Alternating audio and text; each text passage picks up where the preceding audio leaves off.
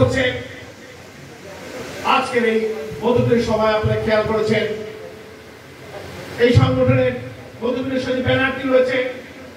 এই ব্যানারে প্রধান অতিথির কোন নাম নেই, কোন ছবি নেই। এই ব্যানারে এই অনুষ্ঠানের সভাপতির নাম নেই, আমার ছবি নেই, আমার সাধারণ সম্পাদকের ছবি নেই। শুধু আমরা নয়, বাকি যে তিনটে সংগঠন তারাও যে কর্মসূচি করছেন যে কর্মসূচিতে তাদের নাম নেই, ছবি নেই। উদ্দেশ্য একটি কি হয় না, আমরা এখন থেকে যদি এই সরকারের পতন ঘটাতে হয় তাহলে আমরা সারা বাংলাদেশের যে একটি আমাদের অপকালচার বলে নিয়ম বলে চালু হয়েছে, আমরা যে ভাইয়ের রাজনীতি শুরু করেছি সেই ভাইয়ের রাজনীতি আমরা বের হয়ে আসতে হবে। আমাদের নেতা শুধু তিনজন, সেই তিনজনের ছবি দিয়েছি আমরা। আমাদের আদর্শের জনক, মহান স্বাধীনতার ঘোষক, বাংলাদেশ জাতীয় দলের প্রতিষ্ঠাতা চেয়ারম্যান, যিনি এই বাংলাদেশের স্বাধীনতা যুদ্ধের ঘোষণা দিয়ে ঘরে বসে থাকি।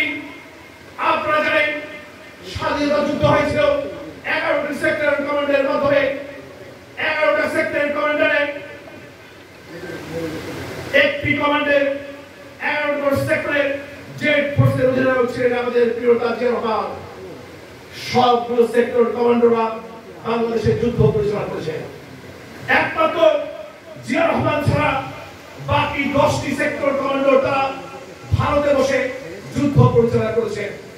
শুধু জিয়া রহমান বাংলাদেশের অভ্যন্তর থেকে, বাংলাদেশের ভিতর থেকে প্রত্যেকটি যুদ্ধে সম্মুখ সমরে যুদ্ধ করেছে, সাহসিকতা আসলে বাংলাদেশকে স্বাধীন করেছে।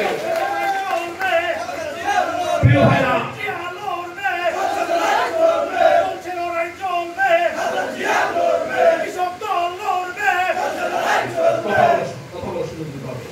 প্রিয় ভাইরা, আজকে যখন এই অবৈধ অনির্বাচিত ক্ষমতায় আপনারা দেখেছেন এমন একটি জাদুঘরী সংগঠন ক্ষমতায়, সেই সংগঠনে কোন রাজাকার প্রবেশ করলে মুক্তিযুদ্ধ হয়ে বের হয়ে যায়।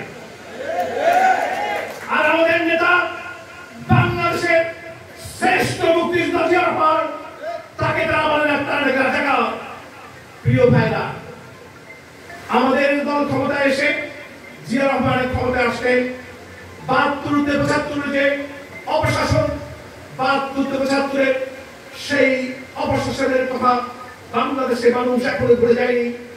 সেই সময়ের সরকার ক্ষমতায় এসেছিল মানুষের মুখে ভাত করে দেবে, সমস্ত মৌলিক অধিকার, অন্ন, বস্ত্র, শিক্ষা, চিকিৎসা তারা নিশ্চিত করবে। এই পরিস্থিতিতে ক্ষমতায় এসে তারা মানুষের মুখে ভাত তো দিতে পারেনি, কোন দাবি পূরণ করতে পারেনি। 1974 সালে তারা বাংলাদেশে দুর্ভিক্ষ করে দিয়েছিল। আমরা দেখেছি 74 দুর্ভিক্ষে মানুষ না খেতে পেরে লক্ষ লক্ষ মানুষ মারা গিয়েছে। ঢাকার রাজপথে ডাস্টবিনের মধ্যে ক্ষুধার জ্বালায় এক টুকরো নোংরা খাবারের জন্য মানুষ আর কুকুর যুদ্ধ করেছে। এই সরকার মানুষের মুখে, সেই সময়ের সরকার মানুষের মুখে খাদ্য দিতে পারেনি। প্রিয় ভাইরা, আমাদের প্রিয় নেতা 75-এর পরবর্তী ক্ষমতায় এসে দুর্ভিক্ষে বাংলাদেশ মাত্র 2 বছর বেলায় দুর্ভিক্ষে বাংলাদেশকে তিনি খাদ্যের স্বয়ংসম্পূর্ণ করেছে। মাত্র 3 বছর মাথায় পৃথিবীর মানচিত্রে বাংলাদেশকে প্রথম খাদ্য রপ্তানিকারক দেশ পরিণত করেছেন। এত সফল রাষ্ট্রপতি, সরকার প্রধান বাংলাদেশের ইতিহাসে আসে নাই। সেই নেতাকে তারা রাজাকার নামে গালি দেয়। বাংলাদেশে মাত্র কয়েকটি প্রতিষ্ঠানে তার নাম ছিল। জিয়া আন্তর্জাতিক বিমানবন্দর থেকে শুরু করে মাত্র কয়েকটি প্রতিষ্ঠানে তার নাম ছিল। সেই সকল নামকে তারা বাংলাদেশের শ্রেষ্ঠ মুক্তিযোদ্ধা, বাংলাদেশের সবচেয়ে সফল রাষ্ট্রপতি, তার নাম ইতিমধ্যে আপনারা বুঝে ফেলেছেন। প্রিয় ভাইরা, আমরা বলতে চাই,